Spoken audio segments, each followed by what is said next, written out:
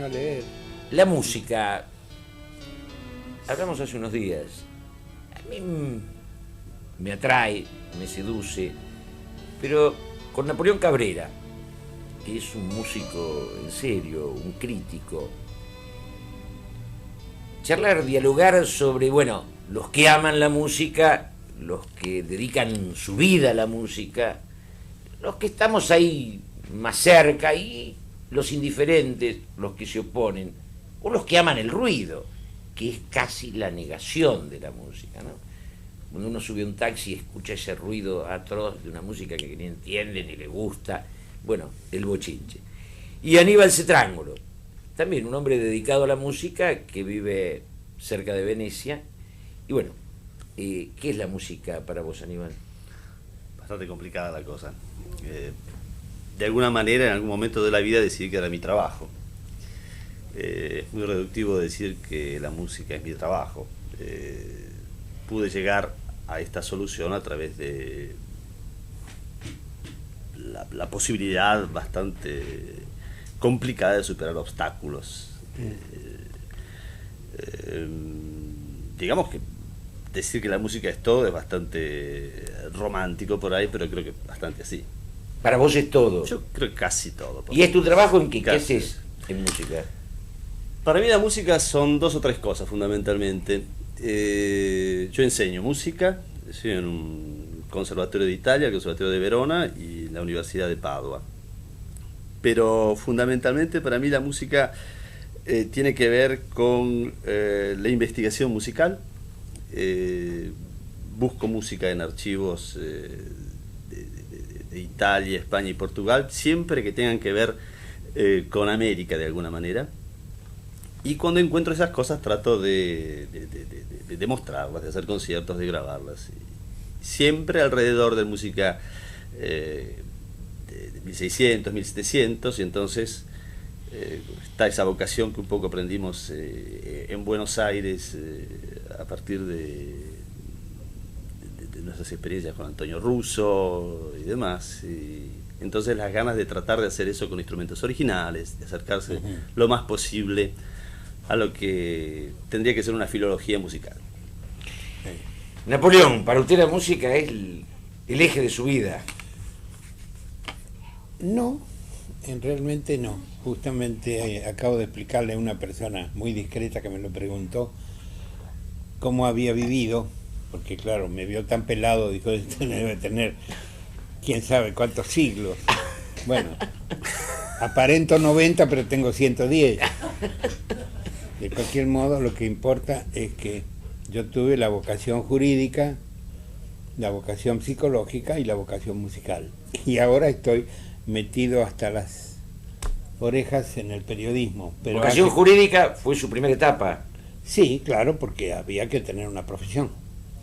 Entonces ¿Usted es abogado? en lugar de trabajar como abogado, estaba del lado de adentro del mostrador, o sea, como funcionario. Nunca tuve que pedir la justicia, sino colaborar en su administración. De modo que trabajé con jueces de instrucción, de sentencia, con defensores, con fiscales. Soy el único funcionario que se conoce que ha dado toda la vuelta a los procesos, que ha visto el proceso de todos los ángulos, es decir, que sabe cómo hay que defender y cómo hay que acusar. ¿Y vocación psicológica?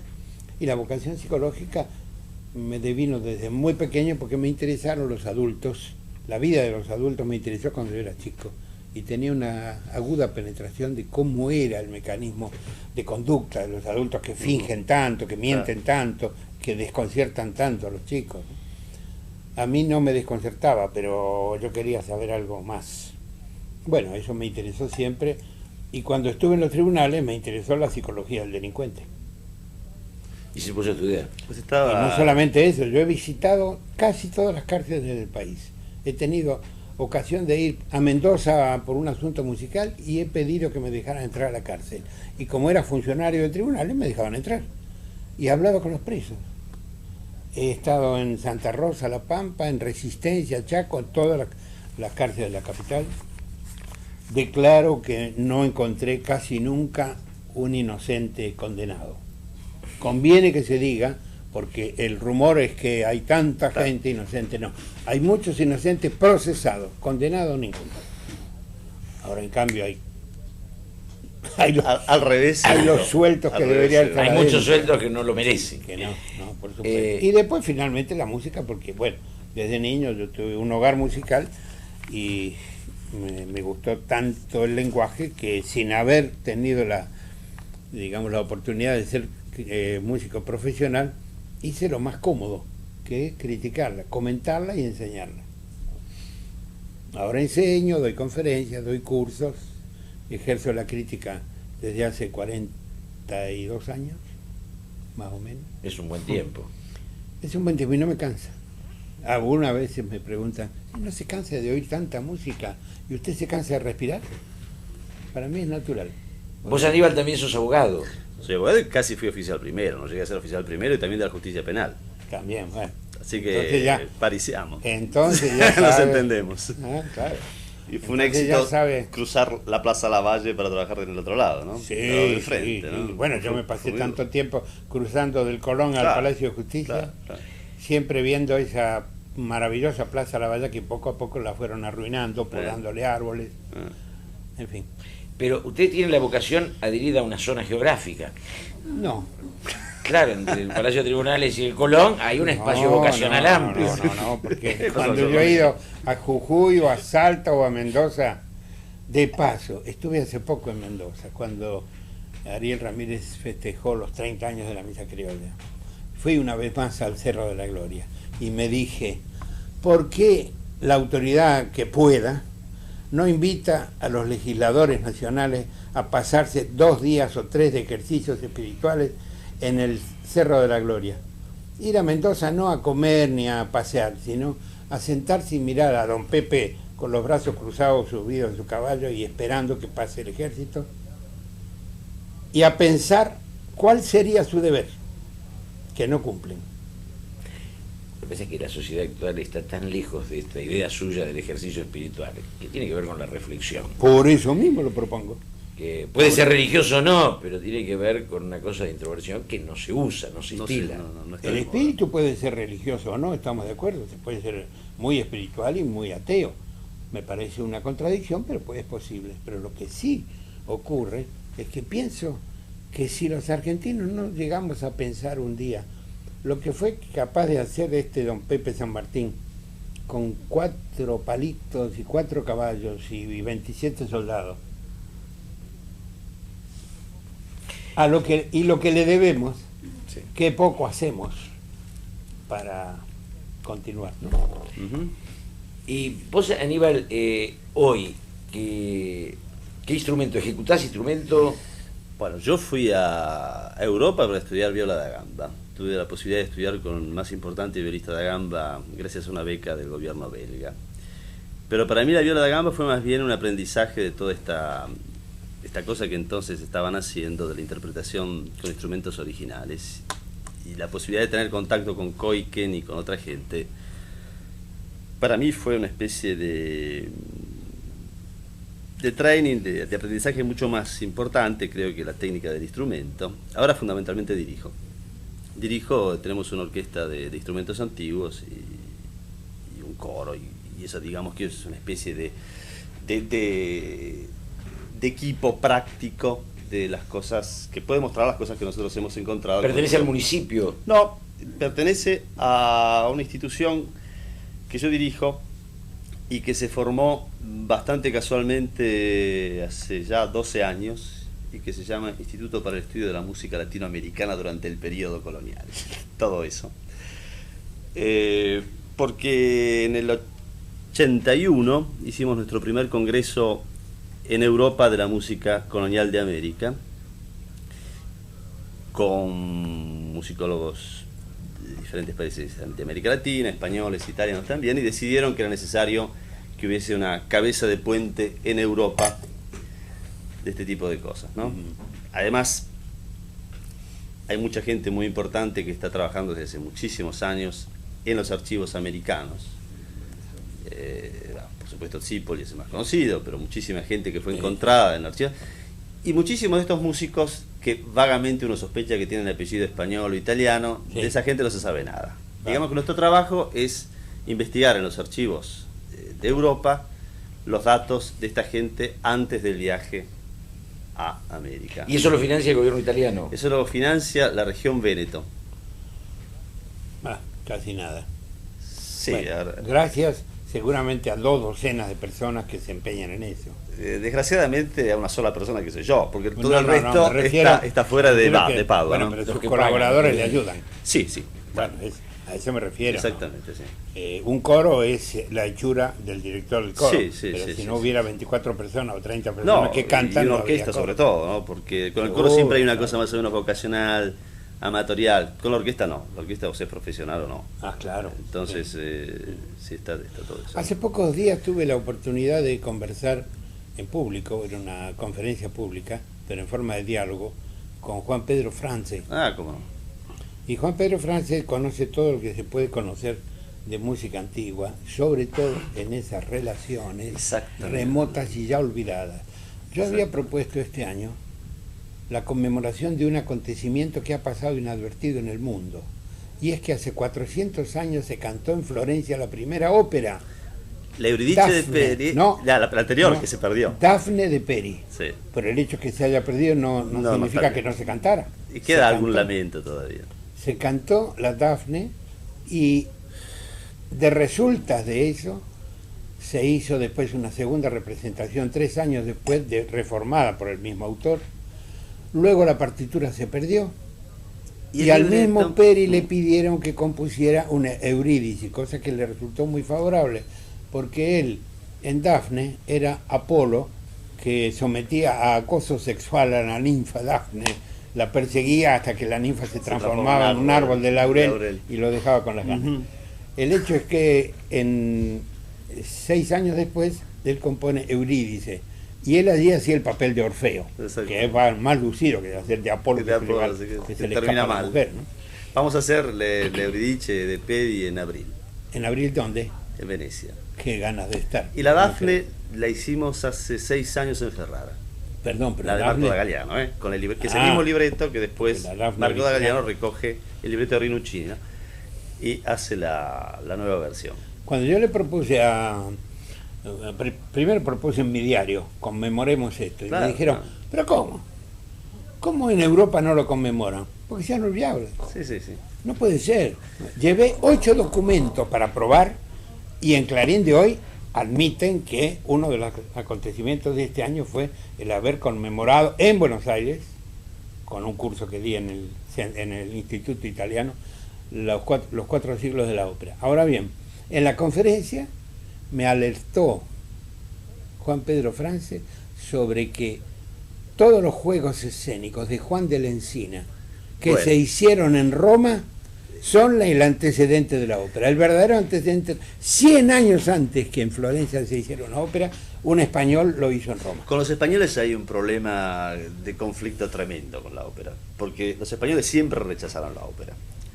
Cuando Rospigliosi, que después- Rechazaron la ópera italiana, la ópera italiana.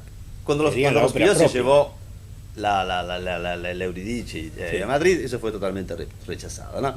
Y cuando la ópera es impuesta en Madrid por la italiana Elisabetta Farnese, que es Sí. reina, y el rey francés Felipe V, los sindicatos de músicos, digamos, los que se sienten más nacionalistas en ese momento, rechazan la ópera italiana porque es mentirosa, porque es artificiosa, porque no es verdadera, ¿no? Esa es la excusa típica de los españoles a la ópera, y no solamente a la ópera, digamos que hay una especie de búsqueda de un perfil nacional. Sí. Nosotros somos diferentes de los italianos. Pero Yo no- curiosamente... perdón, Aníbal. Sí. Yo no creo que busquen, es que lo tienen. Los españoles son absolutamente auténticos. Son incapaces de... No, en el grado que lo son los italianos, de aparatosos y fingidores, no, Claro. son los españoles. Bueno, hay un Cabrera hablando de un estamos chetrango. claros. Vamos a divertirnos.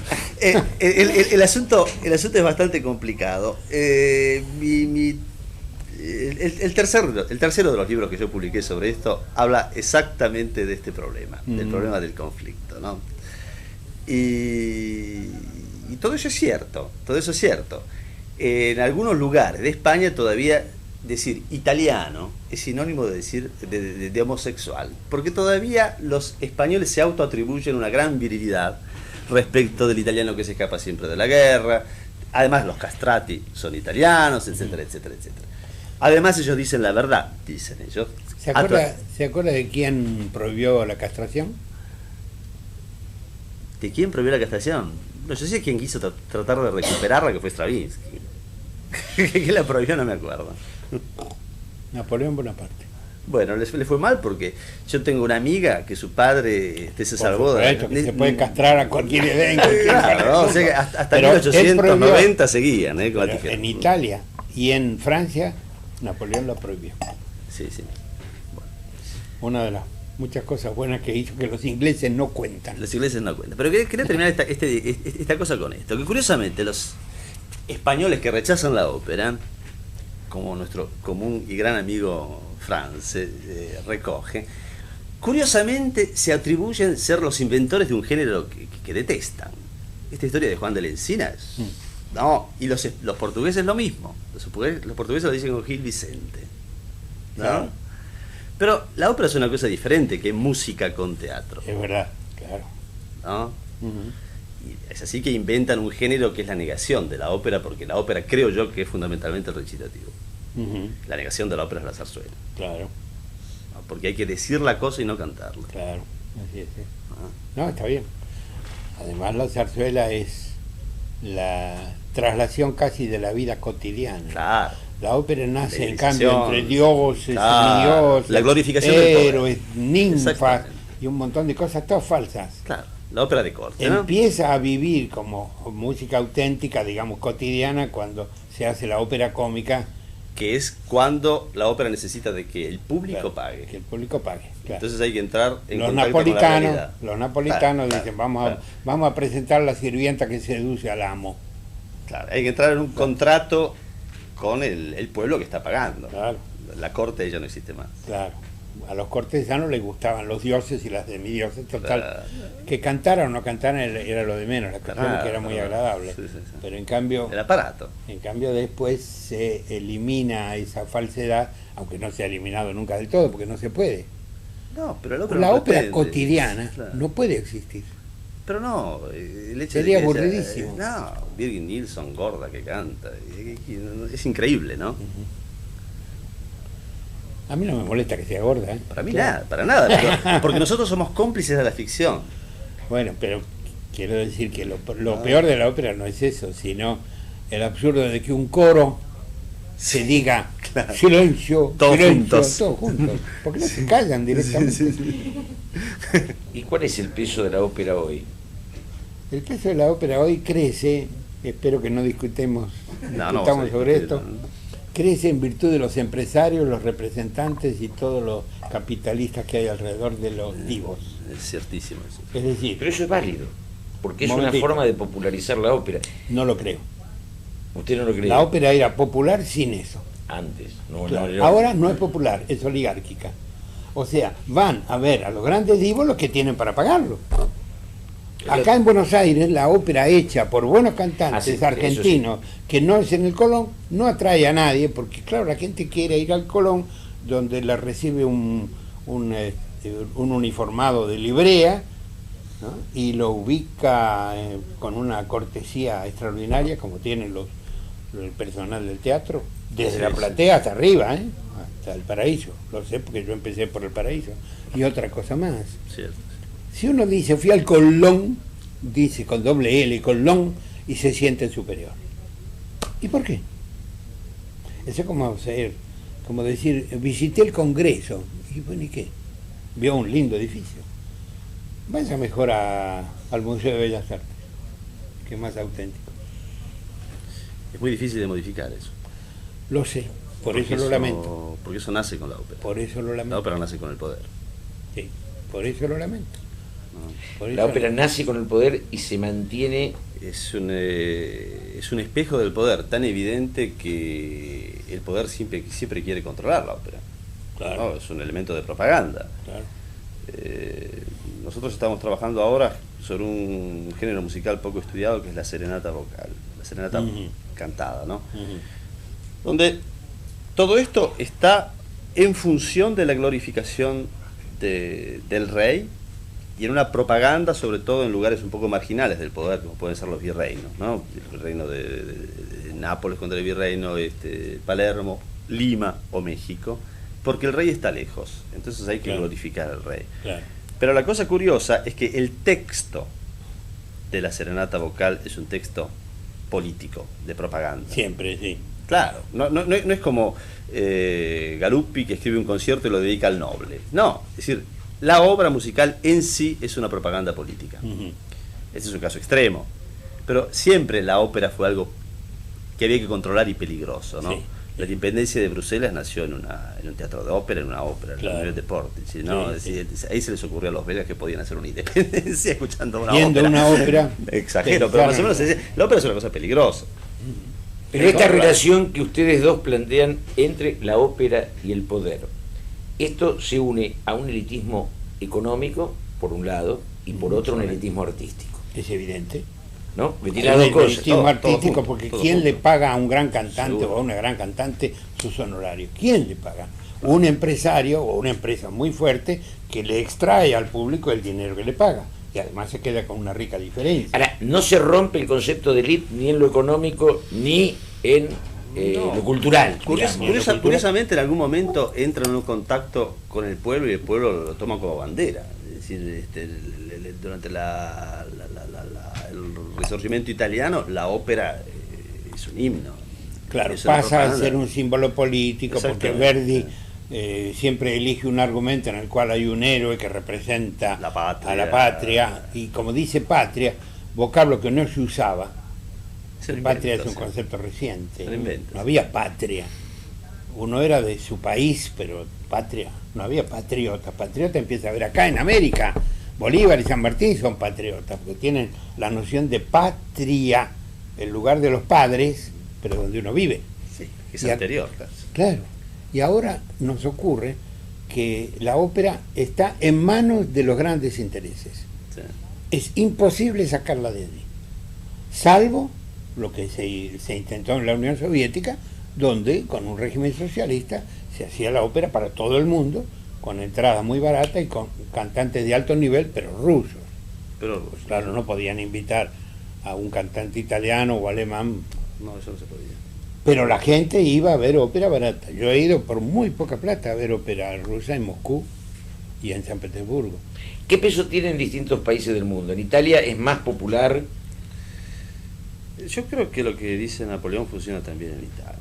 Es decir, hay una élite de cantantes, de los Pavarotti, etcétera, etcétera, que son una cosa. Pero los cantantes jóvenes italianos tienen poquísima posibilidad de cantar, como tampoco tienen los cantantes argentinos de cantar en el Colón. No, Por lo menos en mi tal época era así. Sí, sí. Pienso que ahora será igual. Sí, sí, es igual, es igual.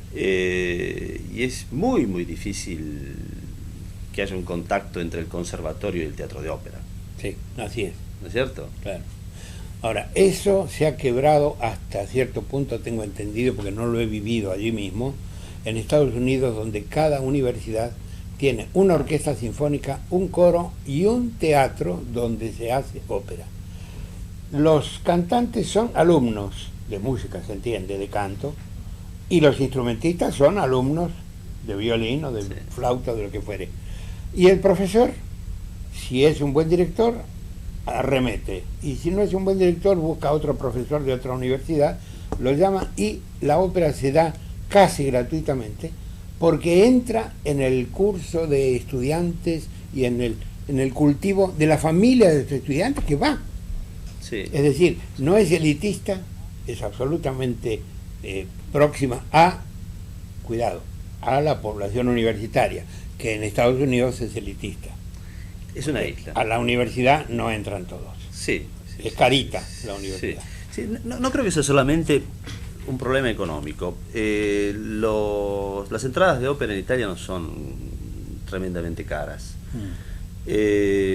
Me parece que funciona más como el teatro de ópera como símbolo. Es decir, Sí. al Colón yo también iba siempre al Paraíso. Es decir, la entrada de Paraíso Era muy barata. era muy barata, Sí. costaba a veces menos que una entrada de cine. Sí, sí.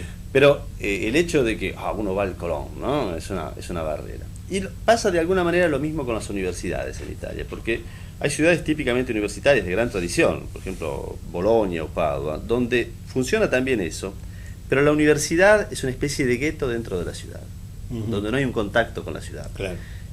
Donde yo vivo, la cosa es bastante curiosa, porque es una ciudad relativamente chica, 300.000 habitantes, 60.000 de los 300.000 son estudiantes de la universidad, porque viene gente de otras partes de Italia, de Alemania y demás, pero no hay ningún contacto entre el mundo de la universidad y lo que es la ciudad, ¿no? Y curiosamente el lugar importante donde toca Fiat Richter y demás pertenece a la universidad. Claro. ¿No? Bueno, ahora aquí se inició hace 3 años un experimento lindo. La Fundación Konex inventó Vamos a la Ópera. Ajá. Vamos a la Ópera es un ciclo de óperas elegidas entre las más accesibles a los chicos, en representaciones aligeradas del aparato, en el que no hay un gran coro, no hay tropas, no hay ejército, en lo posible no haya asesinatos, ¿no?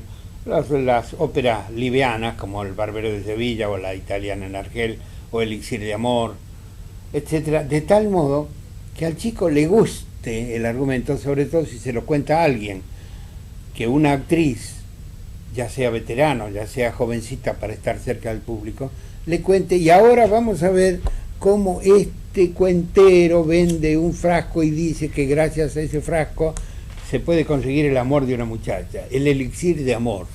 Y este señor sinvergüenza y cuentero, lo van a ver ustedes vestido con una galera y sale el tipo, gran rechifla de los pibes, porque y así de esa manera entraron miles, los he visto, no me lo han contado, yo he ido a muchas, a todas, y la verdad que me ha maravillado cómo los chicos están atentos como ante una buena película de chicos, y ahora lo han llevado al Colón el año pasado. Es un ciclo maravilloso, antes lo hacían en el Cervantes, después lo hicieron en el Colón. Creo que es un hecho muy importante de una fundación que hace por un espacio de la música un esfuerzo en serio a los chicos, pero me parece que lo que está presente en lo que vos describís, hay una presencia del Estado italiano en la investigación y en la cultura que nosotros no tenemos tanto, ¿no, Napoleón? Bueno, realmente la intervención del Estado en la cultura en la Argentina viene alicaída desde hace muchísimo tiempo, no es de ahora que los museos tienen presupuesto bajo, que las bibliotecas se apolillan, que desgraciadamente no se puede dar al pueblo lo que es del pueblo, porque siempre va destinado a alguien que no es del pueblo, desdichadamente, ¿no? Y lo cierto es que en cultura se gasta menos de lo que se debería, pero en lo que se gasta, que es en el lujo, no se aprovecha tanto. En cambio, se podría aprovechar enseñando práctica y yo diría barrialmente. La cultura musical entra en los barrios. Seguro que es así. Si la gente se la llama, es evidente que una señora con su delantal de cocina y 4 chicos no puede ir, no digo al Colón, no puede ir a ningún teatro a más de 10 cuadras, pero si usted le llama a cualquier sala de barrio para que vea unas cuantas cosas, escenas de ópera o de comedia, de teatro, puede ir con el delantal y los 4 chicos. Nosotros hemos hecho hasta el momento 700 y tantos conciertos de órgano en las iglesias con entrada libre, y hemos descubierto que la señora del barrio entra a la iglesia con toda sencillez porque le pertenece. Esa señora no se atreve a ir al teatro porque tiene que cambiarse de ropa, no puede ir en zapatillas. Yo me acuerdo de una cosa. A la iglesia va en zapatillas y va con los chicos, que además se portan mucho mejor en un recinto sacro, no sé por qué, que en un teatro. Yo me acuerdo de un trabajo que usted hizo hace muchísimos años, dificilísimo, que fue esas conferencias, conciertos que hacía al mediodía sobre música contemporánea. Sí. Bueno, yo le debo a usted haber conocido a Pierre Rolliner, muchísimas otras cosas, y me acuerdo del público que iba, porque era un público que iba al mediodía, si no me acuerdo. Era de empleados, de 1:15 a 2:30, 1 hora y cuarto, en que pasábamos obras dificilísimas de compositores argentinos. También. Y después empezamos a pasar compositores universales. Y los autores... ¿Dónde era? En el microcine de San Martín, la sala Lugones, Sí, sí, en Corrientes. Leopoldo Lugones, que estaba vacía a esa hora porque el cine empezaba a las 3. Sí. Entonces durante esas Pero 2 gente horas, que iba, ¿no? Hugo Parpagnoli, que era el director del Museo de Arte Moderno, dijo, ¿para qué vamos a tener esta sala vacía? Bueno, sigue vacía a mediodía. Se podría hacer eso, Claro. pero es difícil moverla. Iba mucha gente. Se llenaba. Se llenaba de gente, pero además el tipo de gente que iba, no era el público normal de un concierto. ¿No? O sea que con la ópera la cosa podría ser más fácil. Podría todavía, ser mucho más ¿cierto? fácil. Y de esa manera discutíamos Sí, sí, sobre recuerdo. el mérito Sí, sí. de las obras, con gente que no era música. Claro. Yo invité una vez a Vicente Forte, el gran pintor, Sí, sí. y Vicente me dijo, no, está loco, ¿qué voy a opinar yo sobre música si tengo el oído de madera? No, maestro, venga. Si a usted no le gusta la música que va a oír, lo dice. No solo le gustó, sino que opinó mejor que todos los otros del panel, que entre los cuales había músicos profesionales. Pero él dijo lo que un hombre sensato y un gran artista puede decir. Porque un pintor puede entender la música y un músico puede entender una pintura. El que posiblemente no entienda es el diputado. Bueno, Porque no se familiarizó con el lenguaje. No, la vida no da tiempo para ser al mismo tiempo poderoso, rico y culto. Da tiempo para una sola cosa. Yo no sé si es que no da tiempo. Creo que son categorías que hoy no están valorizadas. Este es el tema de fondo. Para mucha gente esta problemática es secundaria, tonta, innecesaria. Bueno, pero eso es una forma de pararse en la vida. Ah, sí. Yo no condeno a nadie, señalo el hecho. Digamos, hay SIDA. Yo no digo quién tiene la culpa de que haya, creo que sabemos quién es, ¿no? Pero bueno, ahí está, el fenómeno está. En la danza la cosa es igual elitista, es más popular, hay... yo estoy más lejos de la danza. La impresión que tengo es que el público de danza es un público también muy específico, Sí. ¿no es cierto? Absolutamente propio. Propio. No se puede decir elitista, No se puede decir. pero es claro. propio, es un recinto un poco cerrado. Se puede usar. Como los jugadores de ajedrez, no es lo mismo que el fútbol. No, no. Los ajedrecistas son todos una gran familia, cerrada. Sí, sí, sí, sí. Los futbolistas no, porque cualquiera opina sobre un partido Claro, de fútbol claro. sin saber nada ni pegarle a la pelota. se comportan como subculturas. Sí, de Sí, cierto sí, modo, sí, sí. sí. Pero también la gente que va a ver los conciertos de música de cámara, los conciertos de música sinfónica, ¿no? También es es una otra, élite. ¿no? Otra élite. Una élite. Y a veces con un poco de desprecio con relación al que va a escuchar Verdi. Por ejemplo, por lo menos así era, me parece, en el Colón. Ujú. En Europa no es tan así. No, hay un poco más, bueno, pero hay una educación de siglos. Yo no sé si tiene que ver con una evolución de siglos. Yo pienso que en Argentina está muy identificado Bellini o Verdi con una cultura italiana, Sí. que es una cultura italiana de la mayoría de los inmigrantes, y Sí. entonces una cosa que tiene que ver por ahí con el barrio, una cosa un poco, Sí. poco, ¿no? Y después con las otras siguientes inmigraciones de la gente que viene de los países del este, etc. Por lo menos de lo que yo me acuerdo, en Buenos Aires hay una especie de elite de la gente Sí. que ha venido de Austria Bueno. y Alemania respecto de Y ahí hay una ¿no? fractura con la ópera, decís vos. Con la ópera italiana sobre Con todo. la ópera italiana. No, No porque es lo esos mismo mismos, escuchar Faust. esos mismos no van a ver el ocaso de los dioses No, de claro, Wagner, claro que no. ni van a ver Electra de Strauss, Y al revés tampoco. ni mucho menos van a ver Jovanchina de música. No, y al revés tampoco. Y al revés tampoco, claro. Y al revés tampoco. Son públicos distintos. Son Son públicos públicos distintos, sí. Sí. No es como el público de cine. El público de cine ve todo. De todo, exactamente. A veces lo ensartan con una mala película Sí, sí, porque sí, lo sí, engaña pero- la publicidad. En música no se puede engañar. En música el que va a ver eso que quiso y que lo conoce. El público de concierto y el de ópera generalmente sabe distinguir, tiene, Ujú. salvo cuando obra por esnovismo, pero sabe bien cuando una orquesta ha tocado bien, cuando el director está haciendo más gestos que lo necesario, está haciendo teatro. Está dirigiendo para atrás y no para adelante. Sí, dirige para atrás, dirige para el público, no para los... Cuando les hace así a los violinistas, para que toquen, ya saben que tienen que tocar. ¿Para qué le hacen? Una cosa falsa, hipócrita, ¿no? Pero en fin, bueno, forma parte del rito, ¿no? Como esa gente que se levanta cuando termina una cosa y aplauden de pie. ¿Por qué tienen que aplaudir de pie? Aplaudan sentados, tranquilos. Si el aplauso le va a llegar igual. Ahora, el acercamiento a la sociedad o la popularización de esto, con el cassette, con el compact y con la televisión, con todo lo que da la tecnología para que esto llegue, porque no es hoy solo ir al Colón, ¿no? Comprar un compact. Sí. Esto se da, es masivo, es selectivo, no tenemos datos.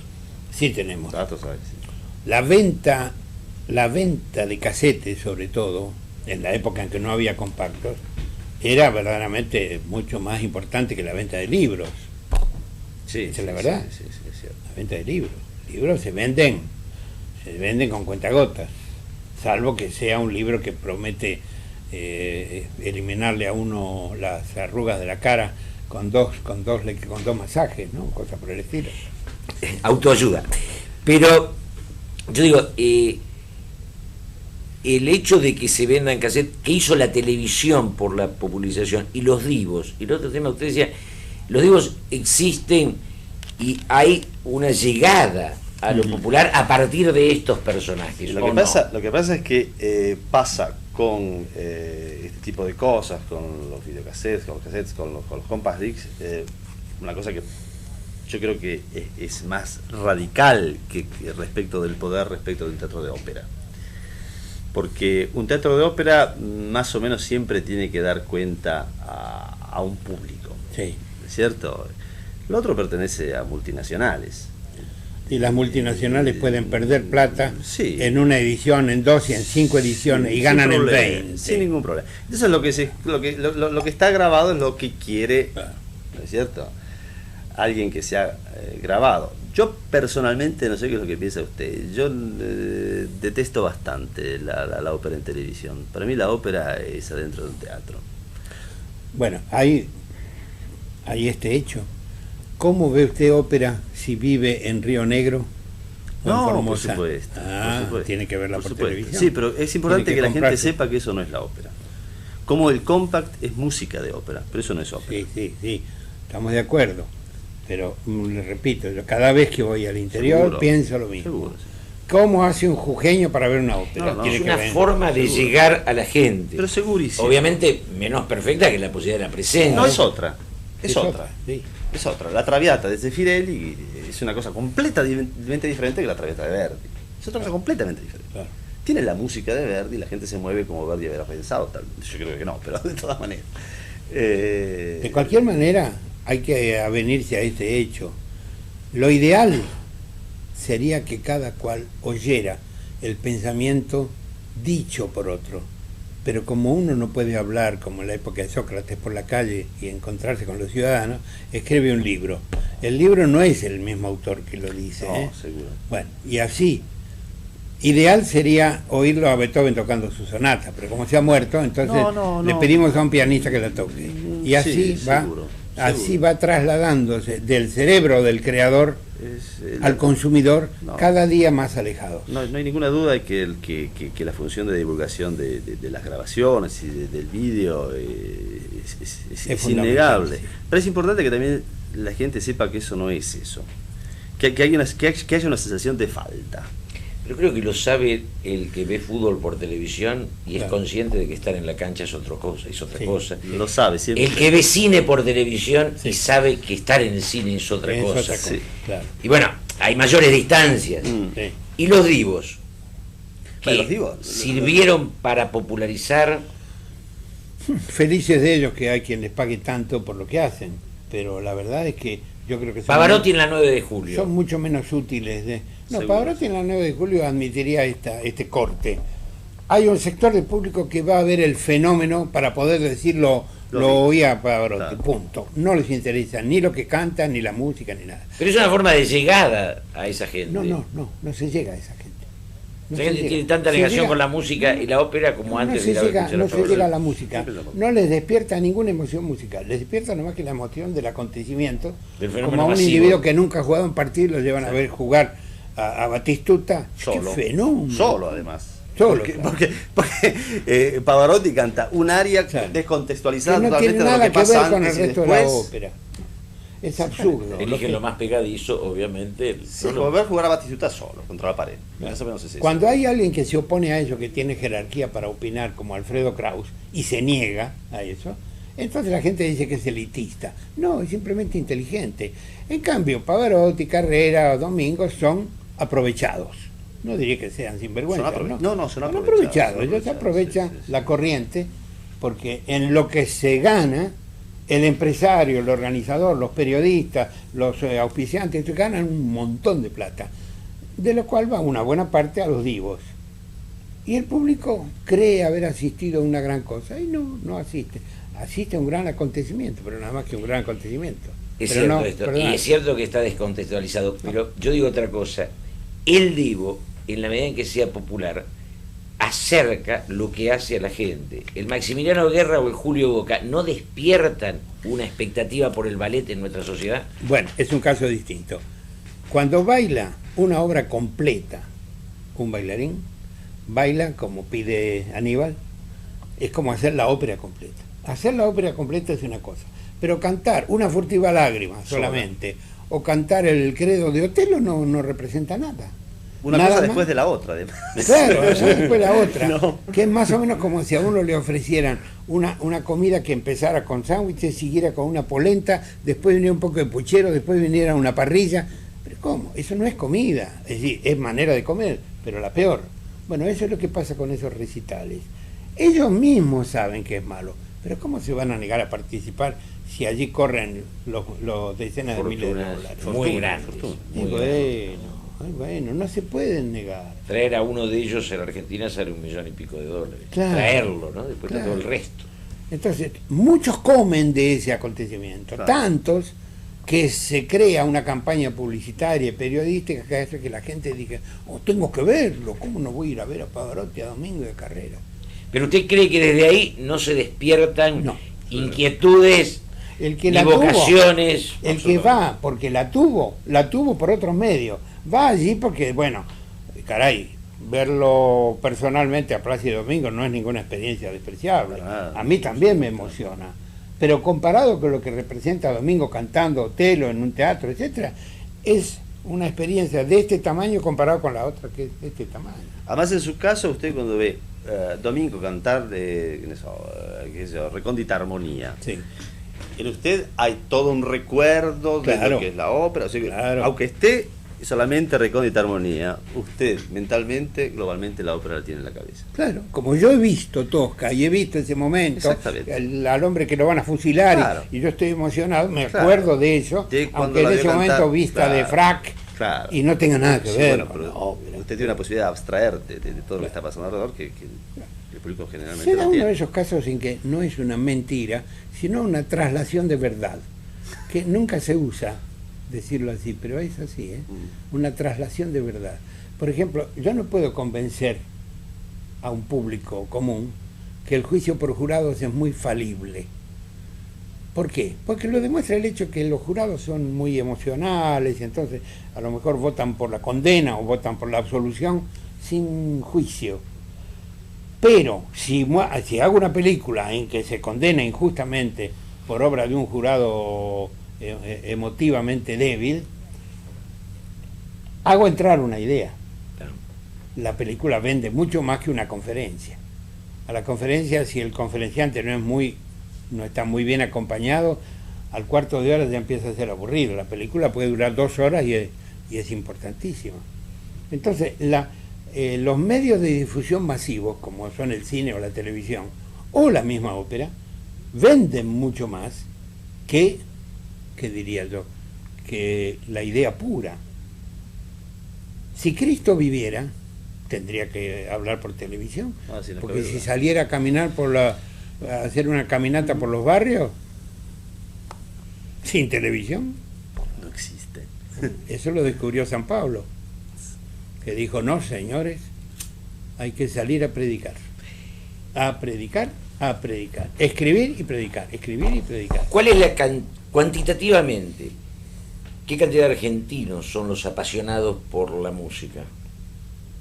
Yo diría que de los 33 millones de argentinos que más o menos somos, 20 o 25 millones. Un momentito. Eso no Después significa vamos... que sean practicantes. Practicante es el arriero que canta mientras lleva la tropilla, canta él su música, la que está inventando, o la que le enseñó su padre, su tío, su abuelo. Ese es un músico, en serio. También es un músico en serio el director de orquesta, el profesor, el violinista, el cantante. En ese sentido, Argentina es una sociedad culturalmente Seguramente musical. sí, seguramente sí. Mal conducida, pero es una Seguramente sociedad sí. musical. Claro. Sí, el nivel del musical del folclore argentino es altísimo. No, Es fenomenal, el tango, folclore tango. argentino es... a mí en España ¿Cierto? cuando lo llevo, Seguro. hago audiciones en la Radio Nacional de España, Sí, sí. la operadora o alguien me dice, qué cosa hermosa. Sí, sí. Sí, mire, esto es canto popular. y el Tango tango, popular, tango sí, también. Bueno, el tango es- Formalmente el tango es una cosa El seria. tango ya tiene No, categoría es mundial. sí, claro. Y toda la gente que está afuera, los argentinos que están afuera son muchísimos. ¿Cómo ¿no? puede ser Son que el muy- tango guste a los japoneses, a los finlandeses, que no tienen nada que ver uno con otro? Nos guste a nosotros, a los los venezolanos y a cuánta gente más. Les gusta también a los alemanes, que no lo saben bailar, pero les gusta oírlo. En los programas de televisión en Italia, cuando se trata de poner algo, alguna banda sonora para acompañar algún programa periodístico con cosas así, la ciudad que se mueve, es invariablemente Piazzolla. es invariablemente Sí, Piazzolla. sí, ahora sí. Pero podía ser antes de Piazzolla, Sí. podía ser perfectamente. Sí, otra cosa. Porque sí, si sí, nosotros sí. revisamos muchos tangos olvidados de Julio y de Francisco de Castro, Claro. por ejemplo, Claro, pero eso no se conoce. Desgraciadamente. Compañero. En Europa Eso no se conoce. llega. No Desgraciadamente no. Piazzolla se conoce muchísimo. El no, anterior porque no. ha habido una especie de aluvión de músicos que vinieron los últimos 30 años a cambiar el panorama. El tango estaba muy bien asentado con Arolas, Claro. con Cadícamo, con Cobian, con los de Caro, con Vicente Greco, más atrás todavía, en 1911. Y después, bueno, ya vienen en tropel los grandes tangueros del 40 y las grandes orquestas, que son las que realmente imponen el tango. Di Sarli, Fresedo, de Caro y todo eso. Sí, sí. Entonces, en ese momento, la Argentina se adueña del tango y lo impone al mundo. Porque lo impone Sí, realmente. sí, sí. Un país chico, marginado, arrinconado ahí, vende una cosa que no vendió nadie. Ni el vals francés se vendió como el tango No, no, argentino, ni el vals alemán se vendió como el tango argentino, ni digamos, lo único que se vendió tanto como el tango argentino, gracias a la fenomenal maquinaria El jazz, de promoción, jazz, fue el jazz. el jazz. El jazz, pero ojo, Pero no son el- dos músicas populares ciudadanas, ¿no? Sí, Ambas sí, dos. así es, sí, sí, exactamente. Y promovidas inteligentemente por los intérpretes y por una cierta maquinaria Ay, que empezó a importantísimo. funcionar ¿Cómo no? hasta endiosar a los grandes jazzmen y a los grandes tangueros. Sí, sí. Entonces eso fue pero está bien, eso tenía que ocurrir, es lógico. También tenemos en Buenos Aires un mundo del jazz apasionado, rico, creativo. Y sabio. Y sabio, ¿no? Sabio, sí, sí. Con poco público, ¿eh? Yo a veces voy a escuchar jazz, no va nadie, pero muy poca gente, ya Sí. eso es. Sí, hay una especie de pudor en el porteño a gustar del jazz porque es de los Johnnies. ¿Ah, sí? Sí, de los Johnnies. Yo lo he oído mucho. Entre mis amigos, inclusive, a mí me gustaba mucho el jazz a los 14, 15, 18, 20, 40 años, antes que me gustara el tango. Ajá. Aunque yo tuve la fortuna de oír tango desde que nací, zarzuela desde que nací, piano clásico desde que nací y también jazz. Bueno, no desde que nací, pero sí de los 6, 7 años. Es decir, mi dieta es omnívora. Es muy importante. Sí. omnívora. Toda Muy la importante. música, toda la música. Porque es otro fenómeno importante también, que en el público de música, el fanatismo por áreas. Con lo que decíamos antes del ballet o de la ópera italiana o del Lied, ¿no? O también con las cosas que hago yo veo muchísima gente que trabaja en lo mío que escucha solamente música hasta Bach. Sí. Y todo el resto no existe más. O música Mira, solamente con instrumentos antiguos. ¿Se da ¿No? cuenta? Eso es un fanatismo atroz. Y no conocen absolutamente nada de música romántica. Por ahí pueden engancharse con algo de música del siglo XX. Sí. O sea, hay gente que tiene un pedazo de la música como Sí. propio y el Pero resto... muchísima. Yo diría que, por suerte no la mayoría, pero una buena mitad de la gente que trabaja en lo que estoy haciendo yo, de tocar música con No instrumentos quieren originales, oír no música quieren saber nada. clásica ni romántica, quieren oír música Hablemos de la barroca ópera. o de más atrás. Hablemos de ópera. Uy, Es una mala palabra, los ¿no? operómanos. No, Oye, ojo, no, que- digo los de música antigua con relación a la ópera, con ¿no? relación a la ópera, claro. Y al rock a- también. y además están los operómanos que quieren oír a tenores Sí, es o a cierto. sopranos. Determinados No les gustan tenores. los bajos ni los barítonos. Sí. Y detestan que suene la orquesta. ¿Cuándo se callará la orquesta? Es un zoológico interesante, ¿eh? Es un zoológico, ¿sí? Sí, sí.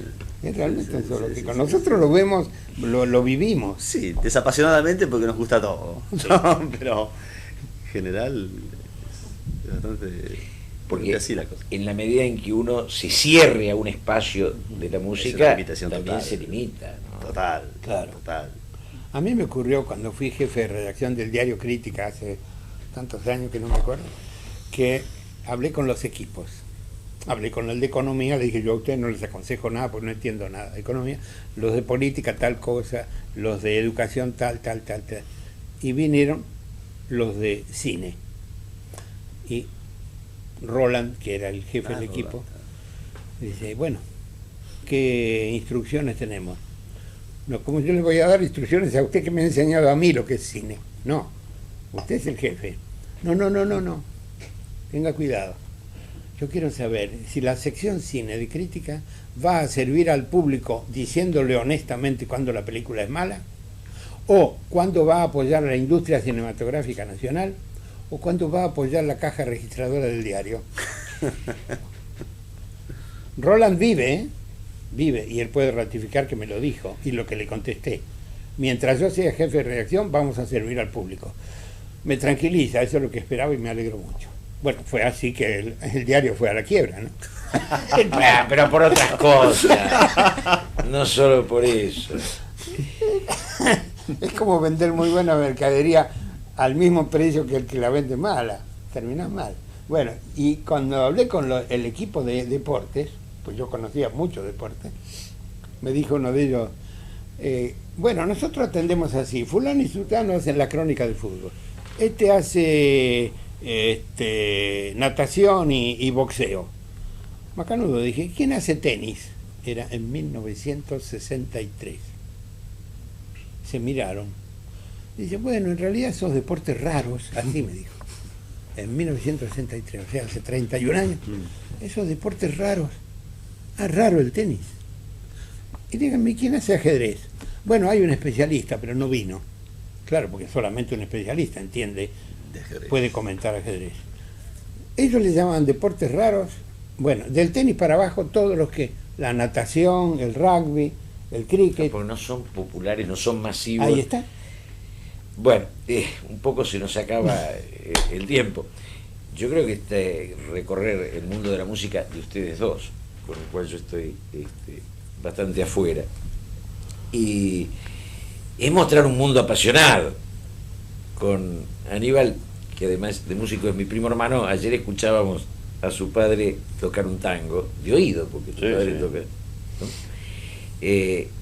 Y uno imaginaba que en esa generación, 85 años, la música, el piano, el bandoneón, era accesible y caminaba por todo el barrio, ¿no? Seguro. Creo que en eso se achicó la guitarra o la batería. En una época la guitarra con el folclore. Si el paisano podía llevar una guitarra a la espalda era porque la podía comprar, aunque fuera pobre. Sí. Cuando yo le tuve que comprar una guitarra a mi hija, la tuve que pensar un rato. Porque ella había estudiado piano y quería además guitarra. Y ya el piano nos había salido salado, ¿no? Bueno, y creo que es un mundo apasionante, muy rico. También chico en el sentido de la minoría o la élite que se dedica a esto como profesionales o como apasionados. Aníbal, que se dedicó un tiempo a la viola da gamba, a la investigación en el municipio de Venecia, en Padua. Sí, sí. Y Napoleón Cabrera, que es para mí el crítico no es crítico. No, por bueno, Dios, no. Él no. Uno de los críticos que trabajan mucho en Buenos Aires, no, nada más. Bueno, No. De los más conocidos y más respetados. Y un programa que es interesante porque el planteo de fondo es cuál es la relación de cada uno de nosotros con la música. Con la música. Desde el que dedica su vida a la música al que la ignora o al que la rechaza. Creo que en esto hay una enorme gradación en la cual cada uno de nosotros se va parando, y que creo que si no hay inquietud, si no hay atracción, si no hay un poco de pasión por la música, somos menos hombres, tenemos menos formación. La música es parte de la vida humana y en esto no la podemos negar. ¿Me permiten medio minuto Sí. de reflexión sobre esto? ¿Cuándo se aprende música? ¿Cuándo se puede enseñar música? Me preguntan muchas veces. En la panza de la madre, señora. En la panza de la madre. Porque el chico oye. Dentro de la panza de la madre oye. Distingue los sonidos. Distingue no solo la voz de su madre, sino todos los ruidos que andan por la panza. Claro. Desde los digestivos a todos los demás. Y además, cuando el chico gime o llora la primera vez, llora en la nota fundamental del habla de la madre. ¿Qué tal? Quiere decir bastante. Sin haber ido a afinar, es la madre, es su canto, el canto amado, y el del padre, y el de la abuela, y el de la tía, y a lo mejor el de algún pariente que canta en casa, lo que despierta la vocación musical. Se nos acabó el tiempo. Muchas gracias.